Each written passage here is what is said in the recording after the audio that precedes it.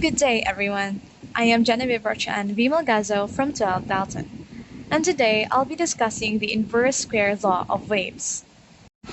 Let's start with the objective of this lesson, which is to apply the inverse square relation between the intensity of waves and the distance from the source. Before we go deeper into the inverse square law, let's first understand what intensity means. All waves carry energy. Some of them, like sound, light, and earthquakes, can show us the energy directly. For example, during an earthquake, waves can shake the ground and even move buildings. That's wave energy at work. The intensity of a wave refers to the amount of energy that passes through a certain area every second. The formula is I equals P over 4 pi r squared, where I is intensity in watts per meter squared, P is power in watts, and R is the distance from the source in meters. This means that as the distance increases, the intensity decreases, because the same energy spreads out over a larger area. This brings us to the inverse square law. It states that the intensity of a wave is inversely proportional to the square of the distance from the source. In simpler words, if you double your distance, the intensity becomes 1/4 as strong. If you triple it, it becomes 1/9. A good real-life example is sound. When you stand close to a speaker, it's loud. But as you walk farther away, it becomes softer, because the sound energy spreads out following the inverse square law.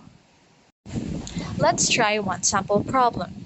Suppose the intensity of a wave is 8.0 times 10 to the power of negative 3 watts per meter squared at a distance of 10 meters. What will the intensity be at 40 meters? We'll use the formula. The final intensity equals the initial intensity times the initial radius squared over the final radius squared.